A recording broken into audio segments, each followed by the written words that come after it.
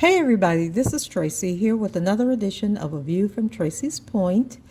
And if you guys recall in my video from this weekend, Judge Ann Donnelly had posed a question as to why the sentencing reports were filed under seal, and she gave both the government and the defense until Sunday, which was the 27th, to file a response and let her know why they were filing things under seal and whether or not they should just be able to submit redacted reports. And so the government did respond, and once again they filed under seal, but the defense did not respond. And so Jennifer Bongine did not submit her documents under seal. And so Judge Donnelly entered an order that says on June 24th, 2022, the court directed the parties to file letters addressing whether the defendant's supplemental submission should be sealed in whole or in part by 5 p.m. on June 26th. Thought she said, yeah, it was June 26th, I'm sorry. So it says the government submitted a letter on June 26, 2022, proposing certain redactions to the defendant's supplemental sentencing submission. The defense did not respond. The court agrees with the government's proposed redactions. By 7 p.m. on June 27, 2022, the defendant is directed to provide the court with a redaction version of his supplemental submission consistent with the government's letter ordered by Judge Donnelly on 6/27/2022. And so we are going to get into what actually happened after the fact.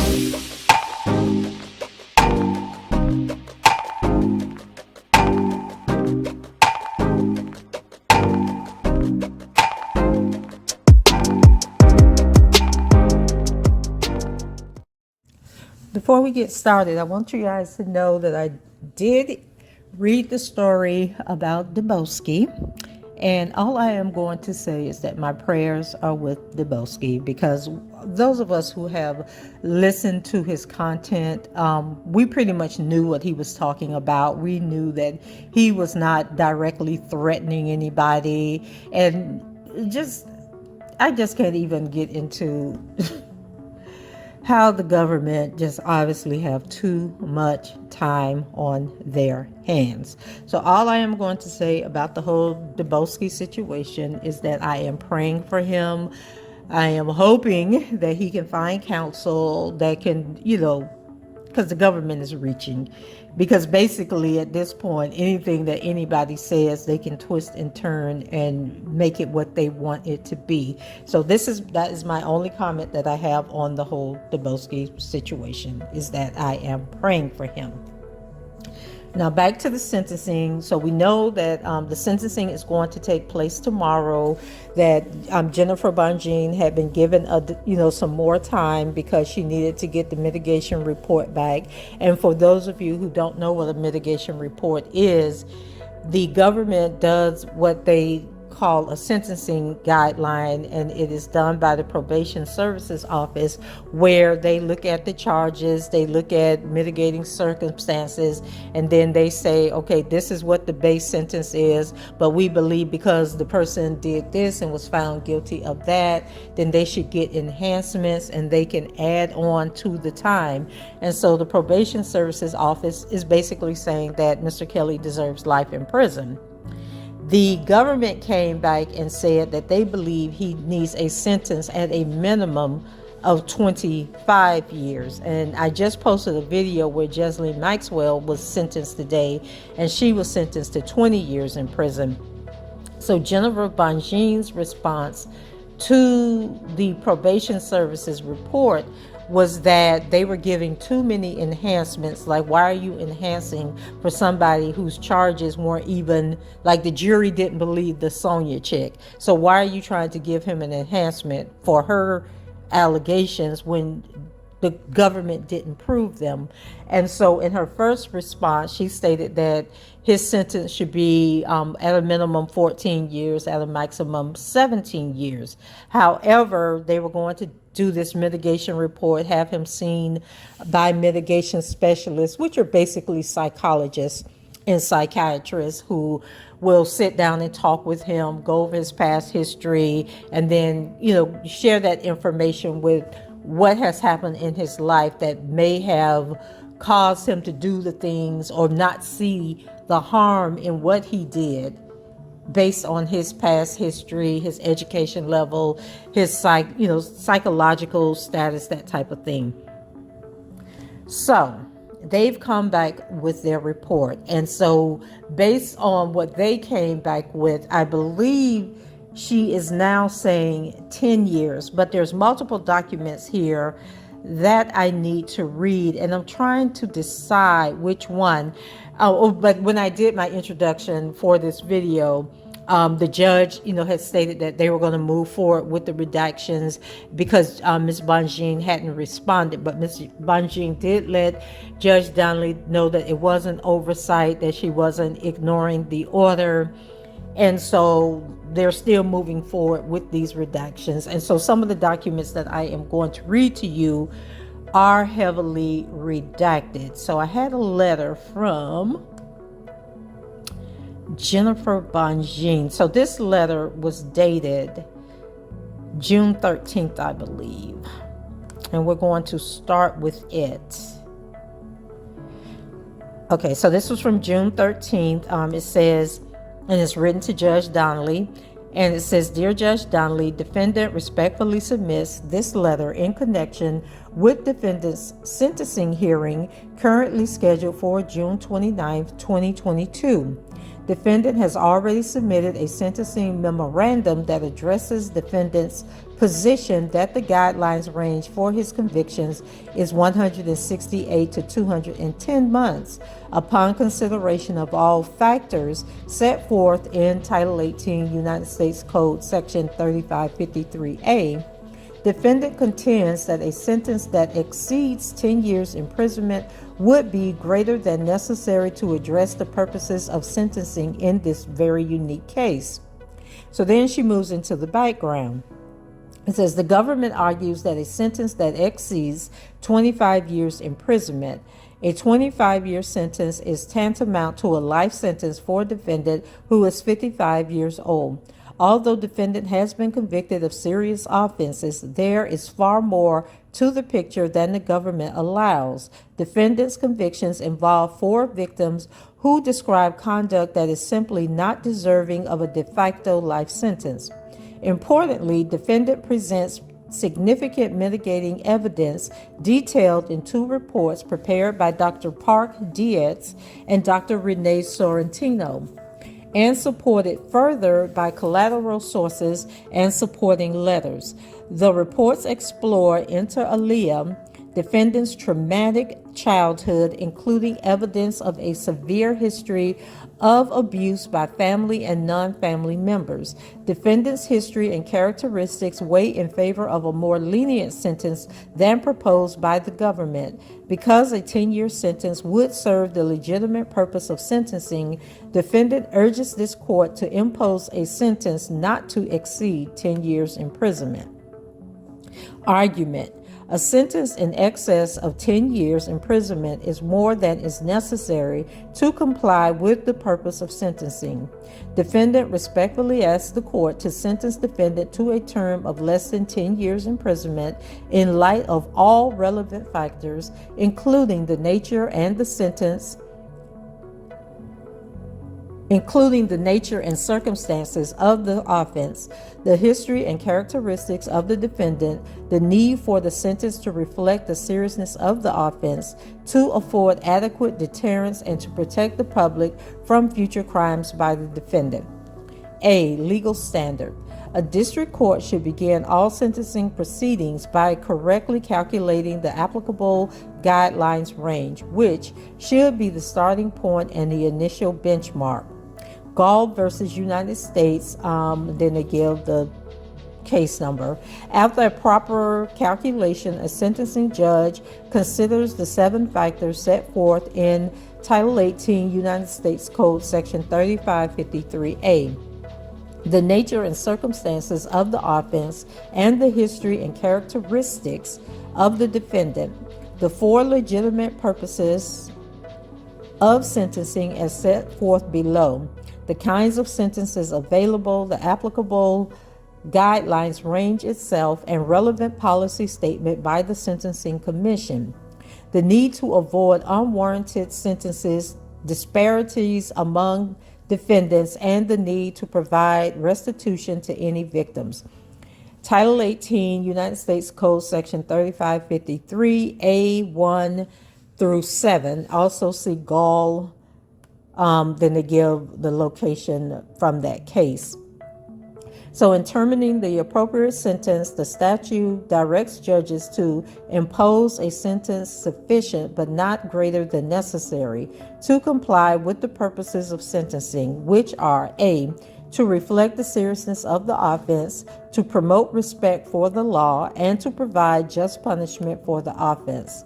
B, to afford adequate deterrence to criminal conduct. C, to protect the public from further crimes of the defendant.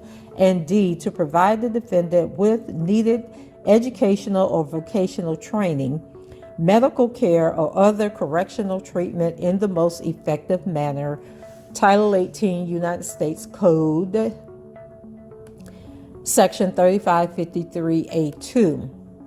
B, analysis. 1. The nature and circumstances of the offenses. While it is true that defendant has been convicted of serious offenses, defendant rejects the government's contention that he committed these crimes as part of a calculated and methodical enterprise, using his platform as a larger-than-life musical persona and his deep network to gain access to teenagers. Notwithstanding the government's successful effort at overwhelming the jury with excessive bad character evidence disguised as evidence relevant to the means and methods of a non-existent enterprise, defendant was convicted of abusing 4 young women, Stephanie, Geronda, Jane, who we know as Ariel, and Faith. The conduct was unrelated, sporadic, and dispersed over the course of 2 decades. While it is undebatable that the jury found defendant guilty of serious crimes, the government's portrait of defendant as a monster preying on teenagers is neither accurate nor fair. First, defendant was convicted of a single count of exploitation of Stephanie stemming from an isolated occurrence in 1999. The conviction was based entirely on her uncorroborated claim that she was 17 when defendant video recorded her in a consensual encounter. Although the government emphasizes that defendant provided his phone number to Stephanie when she was 16 at a McDonald's in Chicago, there is nothing in this record that reflects that defendant spoke to Stephanie, knew Stephanie's age, or pursued her. Indeed, it was Stephanie who later sought out the defendant, eventually contacting him and agreeing to engage in a consensual relationship with him. Any claim that defendant enticed Stephanie or lured her into a relationship is unsupported by the record. Although young, Stephanie was not a minor under Illinois law, and her acts with the defendant were legal, even if she now regrets them and has a better understanding of her own vulnerabilities as a young woman. The offense of recording an act with a consenting 17-year-old is a serious one, but the continuum of production of CP offenses, the unique circumstances of this offense are not particularly egregious, as it did not involve an act of abuse or an act of coercion or violence. Second, defendant was convicted of separate racketeering acts related to Geronda, who claims she was 16 when she commenced to a relationship with the defendant. Defendant's convictions for conduct directed at Geronda are serious and carry severe penalties, as they do involve claims of abuse. That said, defendant forced labor conviction related to Geronda is highly tenuous, as argued extensively in defendant's Rule 29 motion. The fact that a jury returned a verdict in the government's favor on this count is likely the result of being overwhelmed by excessive bad act evidence and not because the government's evidence of an isolated act of oral sex followed by a physical assault is compelling evidence of forced labor. As far as forced labor offenses go, this is simply not a serious one, primarily because it is not forced labor. Unlike true forced labor victims, Geronda was not living in a condition of servitude or threatened with physical violence to keep her in a position of prostitution or domestic service. Having nonetheless been convicted of forced labor, defendant faces the severe penalties of the offense, but the conduct cannot be squared with paradigmatic forced labor cases. Third, defendant was convicted of several offenses related to Ariel, including a Mann Act violation in early 2015, a Mann Act violation and related exploitation charge in late 2015, and a forced labor offense. The offenses, while serious, contain mitigating circumstances that this court should consider when deciding the nature and circumstances of the offense. First, it is undisputed that at the encouragement of her mother, Ariel falsely told defendant she was 18 when she met him at a hotel in Florida in early 2015.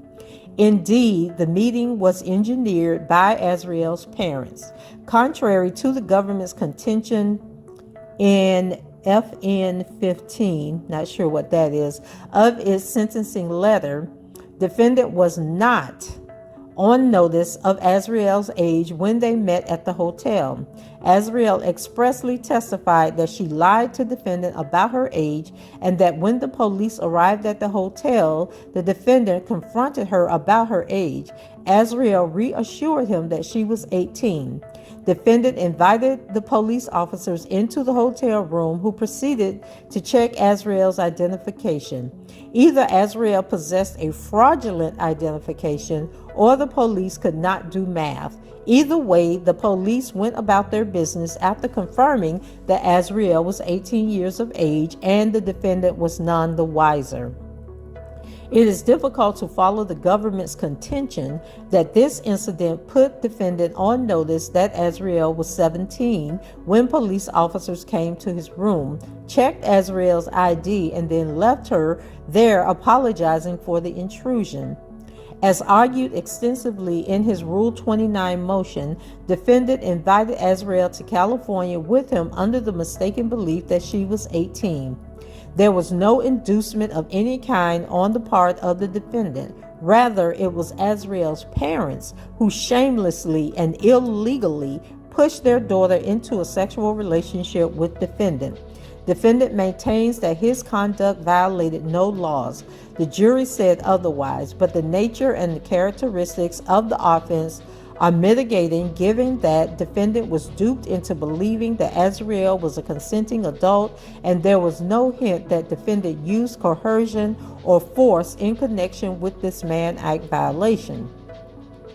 As to the Mann Act violations and CP offenses related to Ariel and defendant's second trip to California in 2015, the nature and circumstances of the offense are mitigating. In late 2015, Ariel and defendant were in a legal relationship in Illinois, a relationship her parents condoned. When Ariel was a month or two shy of her 18th birthday, the couple traveled to California in connection with defendant's performance schedule, where they engaged in consensual sexual activities. Defendant apparently video recorded one of those acts. The sexual activity, while legal in Illinois, was illegal because in California the age of consent is 18. The filming of the sex act was illegal under federal law because Ariel was not yet 18. Defendant faces severe penalties for these offenses, but the circumstances are not overly aggravating where they did not involve coercion, violence, threats of violence, or a particularly young person. Fourth, defendant was convicted of several offenses related to isolated acts with Faith, who was not a minor. As argued extensively in defendant's Rule 29 motion, the government's evidence of Mann Act violations and forced labor as to Faith was wanting.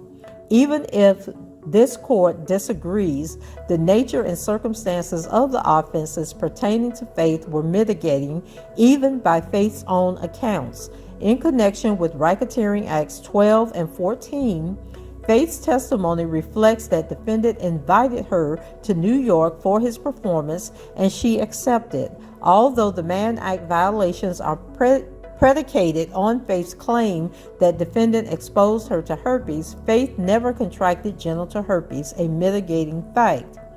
Turning to the forced labor offense related to Faith, as argued, supra, isolated sex acts, even unpleasant ones, are not forced labor.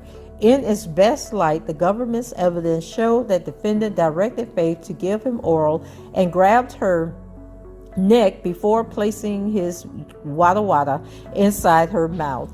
Faith later testified that she did not want to do it. She never claimed that she was forced or felt threatened to comply. The forced labor statute was not enacted to remedy isolated occurrences like the one described by Faith.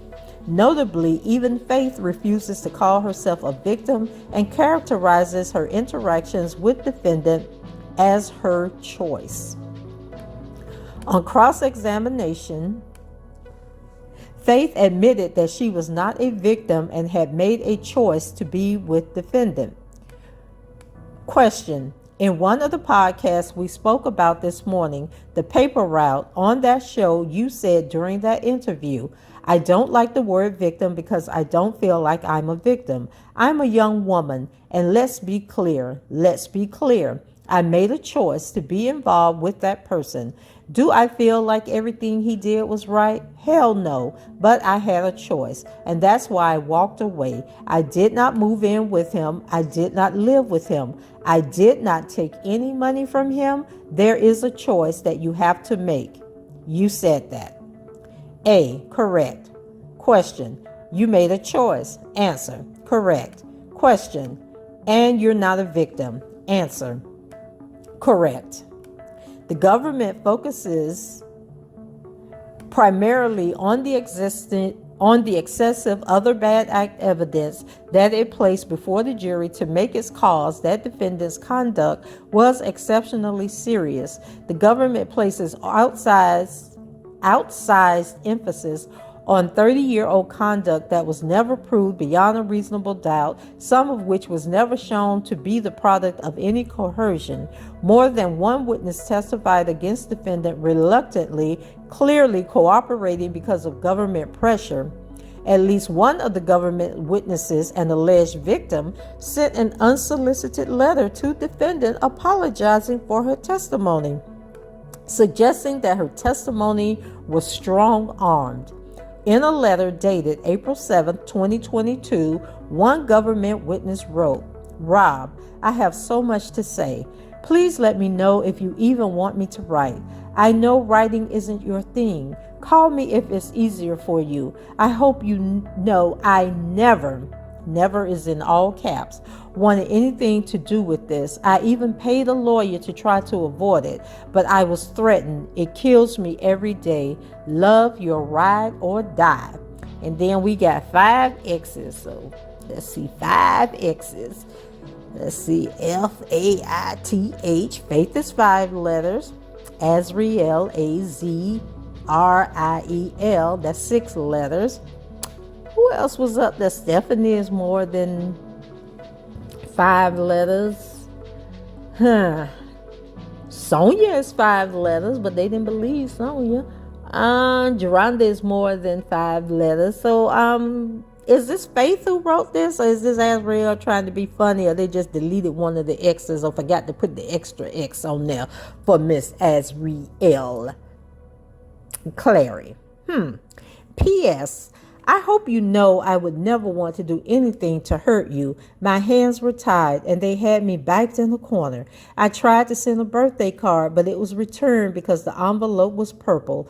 I hope to hear from you. I'm lost without my best friend. Now, the reason I would believe that this is Miss Azrael is because Azrael was off of IG for several days in the past week. And when she finally came back, she made a little post, a little subliminal post that said that she was sad. But, she was going to get back to doing what it was that she was doing and try to move on, with her life. And so it seems like she is having some hesitancy and don't really want to come and give a witness statement or a victim statement at the sentencing tomorrow. So that's going to be interesting. And she's the only person I can think of that could be sitting there talking about they a doggone ride or die. Haley, I forgot about Haley. So I think Haley, the way she spelled her name, that's 5 letters. So maybe it was Hallie that, Hallie that wrote the letter, Hale. Maybe that's who it was. But we do know that Azrael is going through depression right now, y'all. So it'll be interesting to see if she show up tomorrow. So let's move on. It says the government seeks to sentence defendant to a sentence that will see him in prison until his 80s. As an African-American man with diabetes and other health concerns, defendant is unlikely to see a prison sentence through until his 80th birthday. A de facto sentence of life is unjustified here, notwithstanding the government's belated effort to prosecute defendant for untimely offenses that the government only developed an interest in prosecuting after the air of the docuseries Surviving Lies.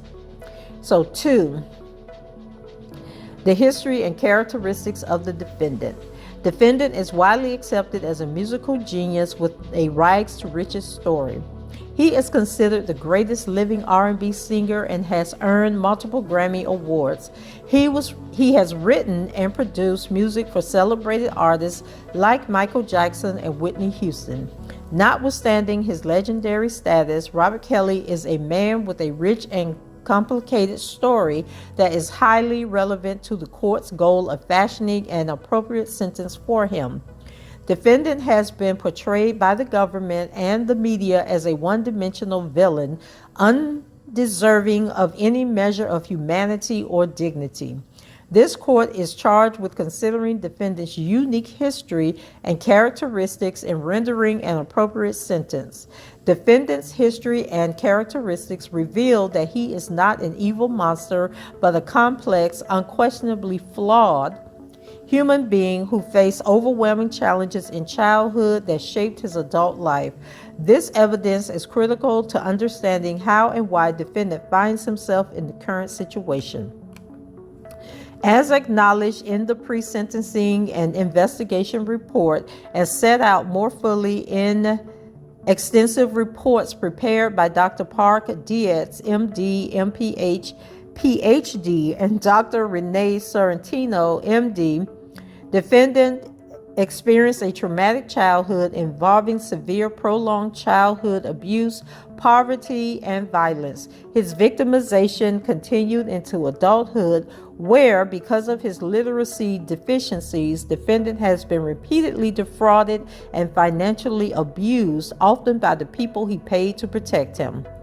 Dr. Dietz's report focuses on adverse childhood experiences, illiteracy, victimization during adulthood, the question of coercive control, the effects of stardom, and positive character traits.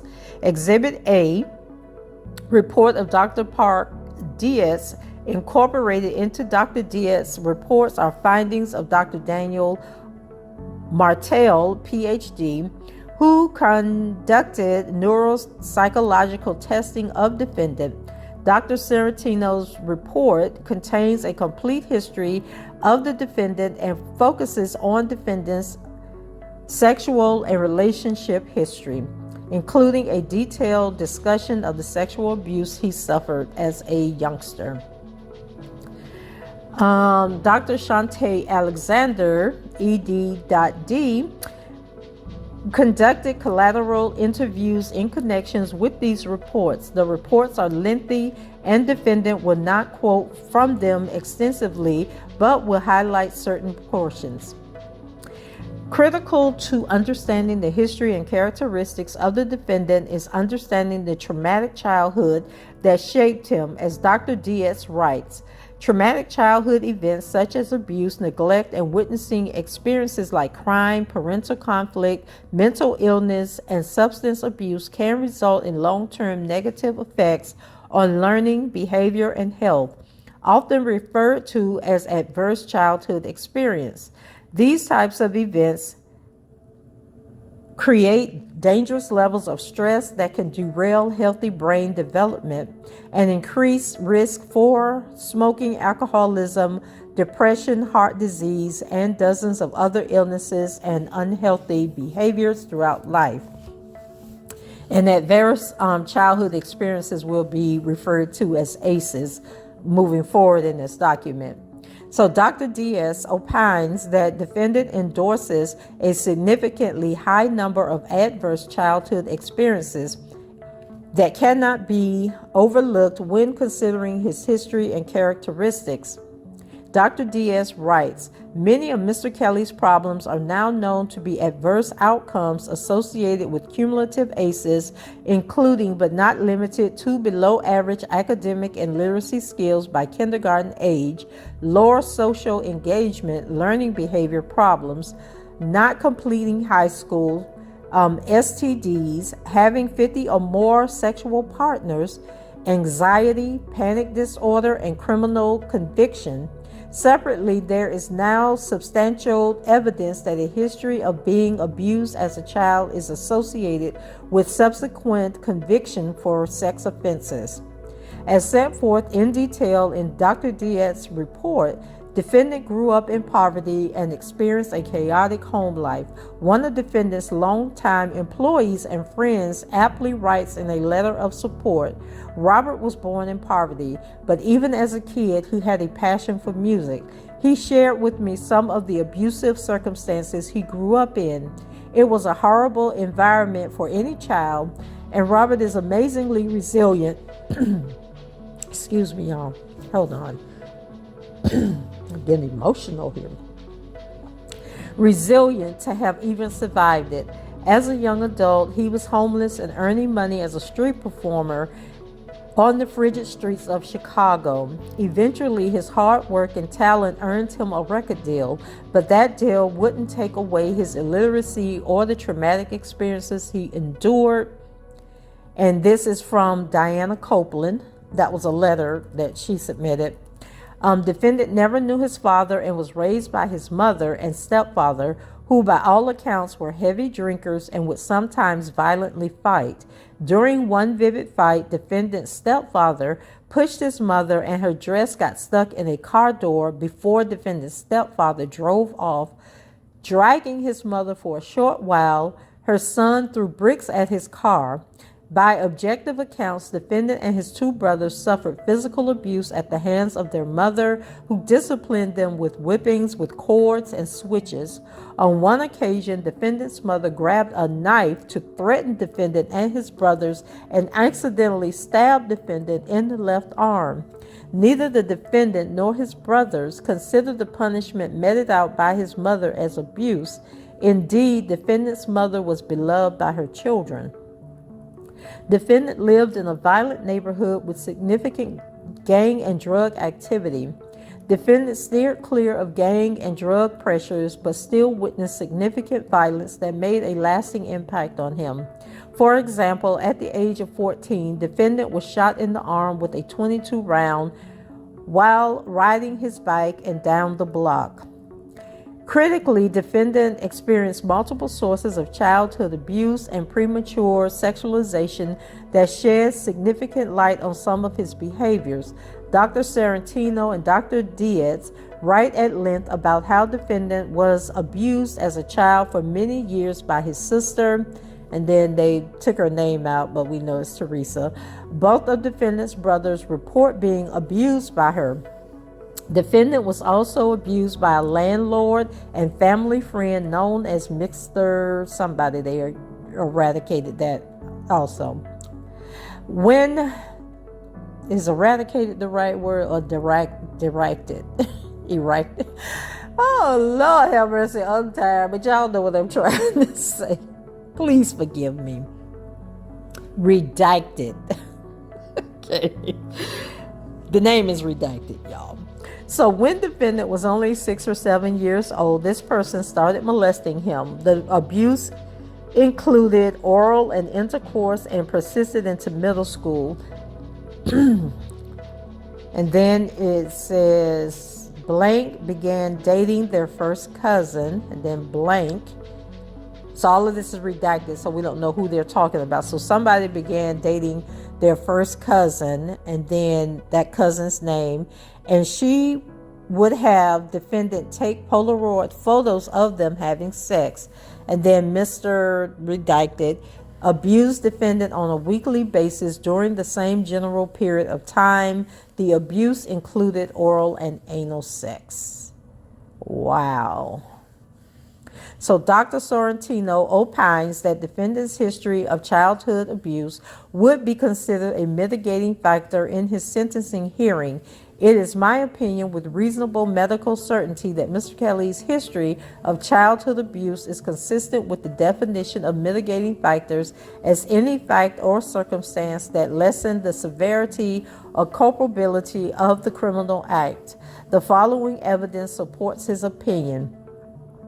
1. Mr. Kelly's history of childhood abuse represents a hardship or circumstance that was out of his control. 2. The history has been described in scientific literature as contributing to adult hypersexual behaviors. 3. Mr. Kelly's adult hypersexual behaviors were factors in his criminal convictions. Defendant suffered other childhood trauma, including witnessing the drowning death of his first childhood girlfriend, Lulu, when they were 8 or 9 years old. Defendant and Lulu lived in Chicago Heights and were walking near a river when another boy pushed Lulu into the river. Defendant did not know how to swim and began screaming as he watched his friend drown. Multiple sources confirmed this traumatic event and opined that it had a significant impact on the defendant. And you guys know I was, one of the things I always have said about the Lulu girl, because people were doubting that it was true. And I was just thinking, like, at first I was thinking when people were saying that it wasn't true, that was something he had made up, was that, you know, people who suffer traumatic abuse as children sometimes have like an imaginary friend. And then when they outgrow the friend, or, you know, the family tell them to stop talking about the friend, or they feel like they're strong enough to move on without the friend, they'll create this traumatic experience that gets rid of the friend. They'll come up with this story that happened to the friend. And so that's what I used to think in the beginning. But then as I started following this case, because I've heard that story for years and years and years about him, but then when I started following this story, you know, about the surviving lives, was when I first started talking about this case. I started going back and researching, like, did they ever find out who Lulu was? Is Lulu a real person? And I did come across an article, and they actually gave the girl's real name. Well, basically, after the reporter did all this research, they found a story where a girl died during that same period. She drowned. She was from that area. And her name, I can't remember what her actual name was, but it did begin with an L. And Lulu was a perfect nickname for what this person's real name was. But I don't know if I saved the article or not. But they went to the house of the family of this person, and they didn't want to talk about it, which led the person to the reporter to say, yeah, this really did happen, and this was the Lulu person who did actually drown. So then Jennifer Bungean goes on to say defendant is functionally illiterate. Defendant's inability to read and write as a child was a significant source of shame and embarrassment that persists to this day. Defendant was bullied as a child because he could not read or write and eventually dropped out of high school after being held back several times. Defendant spoke of the shame and fear he experienced later in life when accepting Grammy Awards since he could not read the teleprompter. Dr. Dan Martell recently examined defendant and reported that, quote, he had significant impairments in all areas of academic functioning, placing him in the bottom first to third percentiles and at the early elementary school level, i.e. first to third grade. Overall, Dr. Martell's testing indicated that Mr. Kelly's cognitive abilities are not evenly developed, such that his full-scale IQ, which fell in the borderline range FSIQ equals 79, does not adequately reflect his overall level of intellectual ability, which is more likely in the low average range, in part due to his lack of school and learning. Now, I would have to go back and research this, but isn't an IQ score less than 75 considered? Well, I know they don't use the word retardation anymore, but I believe anything below 75 is severely illiterate. And back in the day, they used to use the MR terminology, but I think that they're not allowed to do that now. So defendants' literacy deficiencies have led to chronic victimization in adulthood. Defendant has been financially exploited his entire adult life. At one point in his career, he was told he was worth $900 million. He is now destitute. Dr. Diaz also, and let's go back to that $900 million because I don't know who told him that, but research has been done on his net worth, and everybody who has researched this has come back and said, like, his music may have earned $900 million, but remember, artists only get a certain percentage. So technically, he has only been worth financially, like his earning potential, what he has actually earned is at the highest amount is $300 million, and at the lowest amount is $150 million. But he has never earned, had in his hand, been given checks by Jive Records, Sony, and all of the rest. He has never been paid $900 million because they take out their fees and all of that. And what he is left with is, at the most, he has been paid $300 million, which would be his net worth. But now he's destitute. So Dr. Diaz also details a number of positive attributes of the defendant as reported by Collateral Resources. Defendant is by all accounts a generous and forgiving person. Defendant has employed his family and friends and continually re-employed them after they stole from him. One of defendant's friends recounts, he really has a good heart. He's not a bad person. He has a real forgiving heart, People that did things to him, people around him that sued him and came back, and he forgave them and gave them their jobs back. And he's real. He's a real kind-hearted person. Another friend described defendant as follows. He is compassionate and empathetic. When Robert learned of a shooting that took place that claimed many lives and devastated a small community in Virginia, he stopped what he was doing and wrote a song called Rise Up, which to this day is still played, and every penny of the proceeds is shared by the families, the college, and the community. And this was a letter from someone named Alicia Evans. Another time I recall worth honorable mention was when Robert saw on the news that a horrific incident had taken place at the E2 nightclub in his hometown.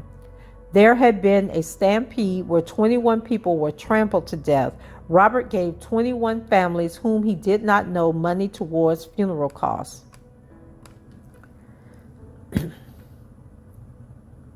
But y'all out there saying he's selfish and he don't think about nobody but himself and they never did nothing for nobody.